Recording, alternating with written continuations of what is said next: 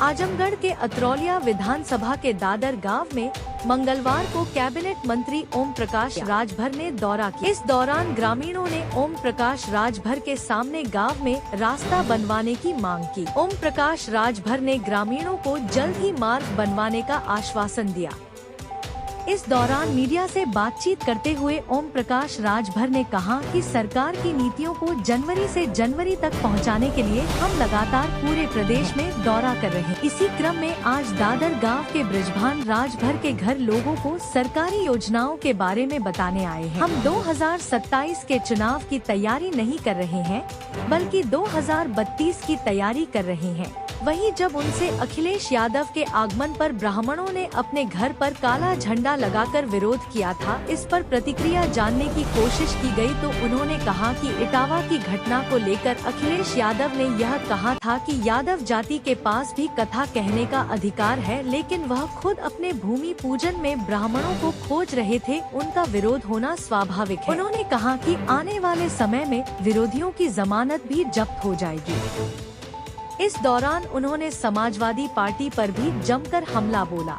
इस कार्यक्रम में मुख्य रूप से हरिबदन प्रजापति, राधिका, रमाशंकर राजभर, संतोष राजभर, विक्रम राजभर, सिकंदर राजभर, कुलदीप राजभर, संजय राजभर, ग्राम प्रधान बलराम यादव, जयप्रकाश सिंह एडीओ पंचायत अतरौलिया, अभय कुमार यादव ग्राम पंचायत अधिकारी पेडरा, सफाई कर्मी सुभाष, संजय सहित आदि लोग मौजूद रहे।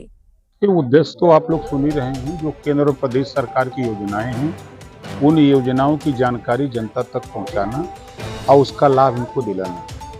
क्योंकि चाहे बिजली के बिल की समस्या के लिए जो प्रधानमंत्री सूर्यघर मुफ्त बिजली योजना बनी है, अभी गाँव तक नहीं पहुँच पा रही है। जब गाँव में पूछा जा रहा है तो जानकारी लोगों तक नहीं है। जो 5 लाख बिना ब्याज का उद्योग के लिए, व्यापार के लिए बैंकों से ऋण दिलाने के लिए कानून पास हुआ है, वो लोगों तक जानकारी नहीं। नाली चक्रोट बनाने के लिए ये लोग खाली मौखिक कहते हैं। उनको बताया जाता है कि भाई आप अपनी एप्लीकेशन बना करके देंगे तो उस पर कार्रवाई होगी। मौखिक इस देश में कुछ होने वाला नहीं है। तो जो केंद्र और प्रदेश सरकार की योजनाएं हैं उसकी जानकारी देना और इनको बार बार उस काम को लिए प्रेरित करना कि आप अपने हक के लिए लड़ें। हम तो 27 की आप बात करें, हम तो 32 की तैयारी है। आपने इस ब्लॉक का सबसे बड़ा गांव लोहरा है।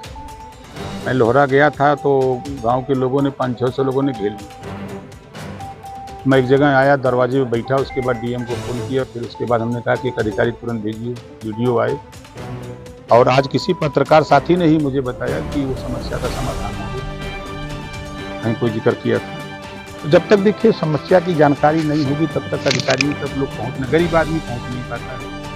एक माध्यम है कि जो हमारे नेता हैं गांव में, वो समस्या को लेकर के हम लोगों तक मिलें और हम लोग उस समस्या को अधिकारियों तक बताएं। रुपए की कमी नहीं है। देखिए रुपया तो इतना है कि चाहे जितना रुपया चाहिए उतना रुपया मिलेगा, बशर्ते हम उस काम के लिए हम सब लोग लगे तब ना। आपके सामने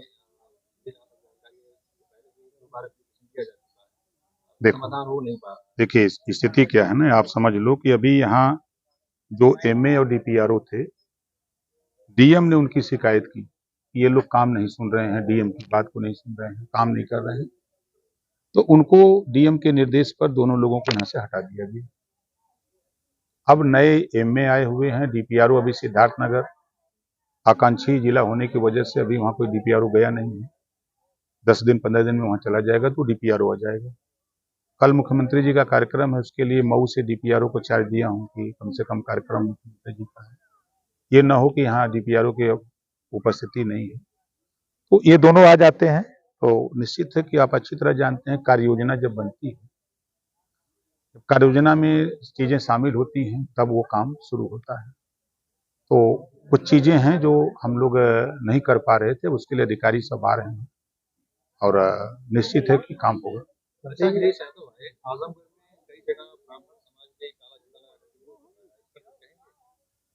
अखिलेश जी गलत कर रहे थे ना, इस नाते उनका विरोध कर रहे थे सब।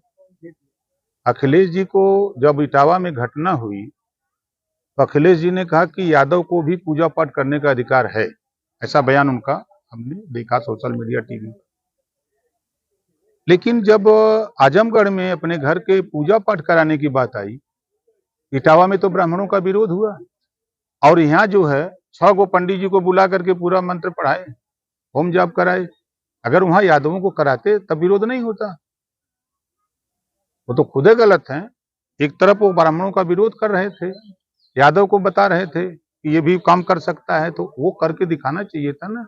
आजमगढ़ में अगर 6 गो यादव जी को लगा दिए होते कि भाई तुम ही लोग मंत्र पढ़ो, शुद्ध हो जाए घर, लेकिन पंडित जी को ले आए। जिस तरह स्टेज पे आलम बद्री साहब 25 साल से विधायक, उनको हटाएगा सरकार?